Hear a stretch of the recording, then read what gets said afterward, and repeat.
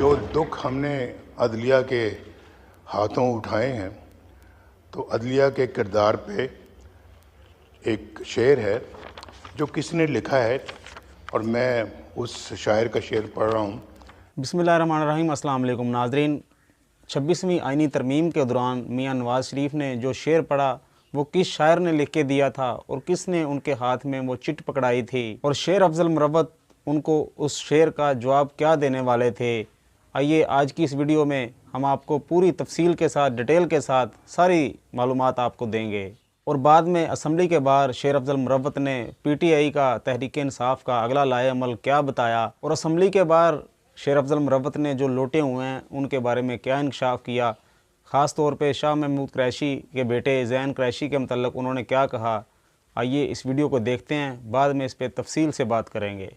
शायर का शेर पढ़ रहा हूँ कि नाज़ो अंदाज से कहते हैं कि जीना होगा, नाज़ो अंदाज से कहते हैं कि जीना होगा, जहर भी देते हैं तो कहते हैं कि पीना होगा। जब मैं पीता हूँ तो कहते हैं कि मरता भी नहीं और जब मैं मरता हूँ तो कहते हैं कि जीना होगा। मैं तो शेर का जवाब देना चाहता था लेकिन स्पीकर साहब ने उस वक्त मौका नहीं दिया। फिर मैंने बात की नहीं शेर का जवाब, लेकिन वो मैं कल जब ऐवान का इजलास होगा। इस वक्त ये सवाल सामने आ रहा है कि ज़ैन कुरैशी को जब उनकी फैमिली को आसान किया गया तब से उनके साथ रब्ता नहीं हुआ। जो ही वोट मुकम्मल हुए ज़ैन कुरैशी की उनका वीडियो स्टेटमेंट आ गया। देखिए ज़ैन कुरैशी साहब के हवाले से बड़ा मोहतात बयान मुझे देना होगा क्योंकि जब तक ज़ैन से मुलाकात न हो, बात न हो, मैंने कहा सब ये बिक जाते हैं। ज़ैन का बिकना जो है वो ज़ैन कबूल नहीं करता है, तो लिहाजा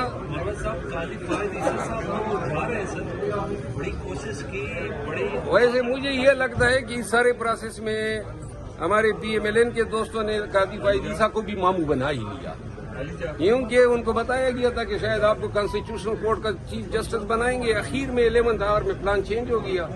काजी साहब ने बड़ी कहा करता था, वो तो मैं 7 महीने पहले इसके हवाले से प्रेस कॉन्फ्रेंस कर चुका हूँ। ख्वाजा आसिफ साहब ने ये कहा है कि वो बड़े इस तरह की अदलिया में कोई जज आया नहीं है। बिल्कुल नहीं आया है। जस्टिस मुनीर का रिकॉर्ड भी इन्होंने तोड़ दिया है। जब ख्वाजा से ये बात कर रहे थे साथ रौनक करने की नहीं, मैंने उधर भी उनको भी जवाब दे दिया था, शायद आप लोगों ने सुना नहीं। बार बार इंटरप्ट कर रहे थे उम्र यूथ की तशरीह के दौरान, तो आपने ऐसा क्या कहा कि वो खामोश हो गए? हनीफ अब्बासी साहब जो है बस रिकॉर्ड करता है मेरा, और मैं मतलब ये है कि क्योंकि एफिड्रीन केस में उनको नाजायज मुलविस किया गया था, मैंने ये बयान दिया था, शायद इस वजह से वो बामी एहतराम की बात हो। लेकिन ये जो अमेंडमेंट है ये गरचे पाकिस्तान तहरीक इंसाफ असूली तौर पे मौक़िफ़ हमारा ये है कि ये आईनी अदालत बना के इन्होंने सुप्रीम कोर्ट को कमज़ोर करने की कोशिश की है। और बकिया जो थी मिलिट्री कोर्ट्स वाली बातें, आर्टिकल 8 की अमेंडमेंट वाली बातें, आर्टिकल 63 की अमेंडमेंट वाली बातें, वो बड़ी जहरीली वो थी। ओवरऑल जो है जिस अंदाज में ये लोगों को अगवा करके या खरीद की जो अमेंडमेंट पास कराने की कोशिश की गई है, ये बड़ा डिस्पिकेबल है। ये इससे ऐवान की बेतौकीरी हुई है। और दूसरी बात ये है कि अदलिया के खिलाफ जो आज तकरीर की है ये भी सूट। अब ख्वाजा आसिफ साहब ने एक लफ्ज इस्तेमाल किया, ये 8 ऑनरेबल जज साहबान जो है सुप्रीम कोर्ट की, इन सब के सामने हम पेश होते हैं। इनके क्या कोई सियासी मकासद हो सकते हैं? मंसूर अली शाह जैसा आदमी जो अबेशा भाई बुक गया है, उसकी क्या मकासद हो सकते हैं?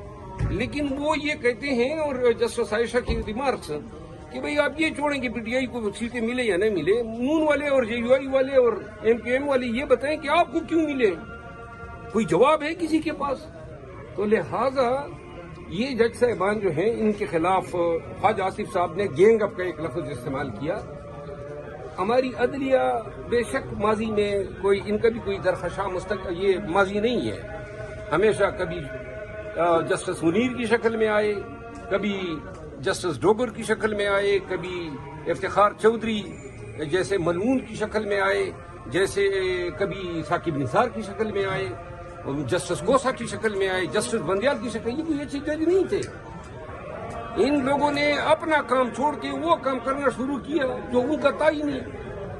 तो लिहाजा और फिर जो है खसूसन 18वीं आईनी तरमीम के बाद इन्होंने जो रोल जो है पार्लियामान का, इसको प्रियम्प्ट करने की कोशिश की।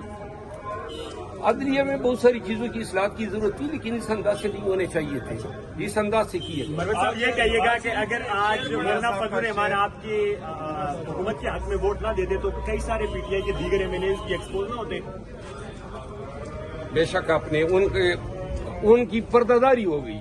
बहुत से लोग, मेरा ख्याल है कि इन्होंने मौलाना फजल रहमान साहब के एग्री न होने की शक्ल में प्लान बी भी बनाया था, और वो प्लान बी यही था कि जो रिजर्व पे इन्होंने लोग रखे थे उन्होंने फिर सामने आना था। नवाज शरीफ ने एक शेर पढ़ा था अदलिया के लिए डेडिकेट, लेकिन पाकिस्तान तहरीक इंसाफ के लोगों को ये मैं बता दूं, इन लोगों ने हमें भी मामू बनाया। पहले खबर डाल देते थे कि जनाब फलां का बच्चा उठा लिया, फलां का ये उठा लिया। ये सारी जो है मिली भगत होती थी, कोई उठाना मुठाना नहीं होता था, सिर्फ पैसों पे ये बिके हैं, क्योंकि अगर जबरदस्ती करते तो दुनिया थी। और इन लोगों ने ये उठाए जाने को जवाब बनाया है। और जो आज आईनी तरमीम हुई है, इसमें बैरिस्टर गौर साहब की तकरीर जो है वो सेरा से। सर ये बताइए, ख्वाजा आसिफ साहब ने ये बात की है, ख्वाजा आसिफ ने बात की है कि जितने भी जो अरकान थे, माशाल्लाह अब शुक्र है मस्जिद की खतीब नहीं है।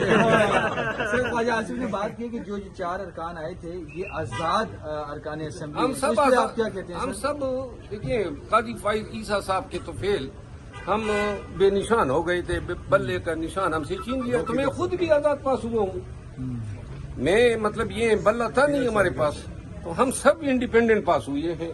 तो अब ये इनको सूट करता है। मुबारक बाजवड़ के लोगों को एक बात बता दूं, मैं आया था बाजवड़ के लोगों आपके पास जब कैंपेन हो रही थी, खान के नाम पे इस मुबारक देव ने आपसे वोट लिया, और इन्होंने पूरे बाजवड़ के सर जो है वो शर्म से झुका दिया है, पैसों पे कम से कम न बिकता। अच्छा सर, ये पार्टी की कमजोरी नहीं थी सर, कि कहा जा रहा था कि सारे लोग केपी में बेगैरती का कोई इलाज नहीं है। कमजोरी क्या है? जैन कुरैशी का एक वीडियो पैगाम अभी आया है और उनकी जानब से कहा गया है कि वो यहाँ पे मौजूद नहीं है, वो किसी और जगह पे हैं और उनका नाम इस्तेमाल। देखें, बात यह है कि किसी को किसी ने रोका नहीं था। जो लोग हमारे साथ राब्ते ही नहीं कर रहे थे, फोन ही नहीं अटेंड कर रहे थे, उनकी बेगम को जब उठाया गया तो 5 मिनट के अंदर जो है उनकी सिस्टर ने जो है ट्वीट चला दी। इसका 4 दिन तक पता नहीं चला। लेकिन जैन कुरैशी साहब जो है इस हवाले से ये तमाम एक तरफ, और जैन कुरैशी की बात हमें सबको परेशान कर रही है। जब तक हम उससे मिले ना, उसका मौकिफ न सुने, शवाहिद जो है उसके खिलाफ जा रहे हैं। इनका क्या करना है आप जो मुनारिफ हो चुके हैं? मुनारिफ जो हो चुके हैं, कानून और आइन कहते हैं ना, ये डिसीट हो जाएंगे। और कितना लगा है सर? और मजे की बात बता सर दूं, आपको भी एक्सेस हुए, आप भी एक्सेस हुए सर, आपने कहा सब जी मुझे भी इन्होंने अप्रोच किया किसी जरिए के, और बोली लगाने की कोशिश की। कितनी है सर? देखिए 1 बिलियन जो है उन्होंने कहा था जी कि सबको हमने ऑफर किए हैं, लिहाजा पैसे जो हैं ये जमीन फरोशी है। और ये इन्होंने शायद ही किसी को अप्रोच न किया हो, हम सब आपस में बैठते हैं ना, तो कोई ऐसा था नहीं, शायद ही कोई एक्सेप्शन होगा। मरवत साहब, आपके तल्लुकात बड़े अच्छे हैं, आप उन मसाइल से नहीं गुजरे जिनसे वो लोग गुजर रहे हैं, तो आप उनसे मिले बगैर कैसे ये कह सकते हैं जो चंद लोग तो चलो यहाँ पे यार मेरी बात सुनो, मेरे कोई ताल्लुकात नहीं है, मैं वकील हूँ, तो लिहाजा मुझे किसी से ताल्लुकात रखने की जरूरत ही नहीं है। 1 मिनट, कोई दबंग सबंग नहीं है। बात सुने, ये लोग जब क़यादत गिरफ्तार थी, इन सब का मैं वकील रहा हूँ, 90% लीडरशिप का। इधर से जो है 22 लोग निकल जाते थे, पीछे मैं दाखिल हो जाता था। तो लिहाजा इन तमाम हथकंडों को से मैं अच्छी तरह वाकिफ हूँ। अच्छा मरवत साहब, ये कहिएगा कि आइंदा का पीटीआई का लायामल क्या होने जा रहा है? कॉन्स्टिट्यूशनल बेंच को लेकर जो आपके इतराज़ात थे उनका क्या होगा? क्या अमेंडमेंट ये कहीं चैलेंज करेंगे? क्योंकि अब आपके पास बज़ाहिर कोई ऑप्शन नजर नहीं आ रहा पीटीआई के पास। एक बात मैं बता दूं, बैरिस्टर गौर साहब की तकरीर की तारीफ किए बगैर मैं नहीं रह सकता हूँ। जी हाँ नाजरीन, आपने देखा कि शेर अफजल मरवत ने पाकिस्तान तहरीक इंसाफ का अगला लाएअमल अवाम के सामने रखा। हम उम्मीद करते हैं कि तहरीक इंसाफ की सारी क़यादत ان کے ساتھ اس معاملے میں متحرک ہوگی اور بانی P T I Imran Khan کو آزاد کروانے میں کامیاب ہو جائے گی۔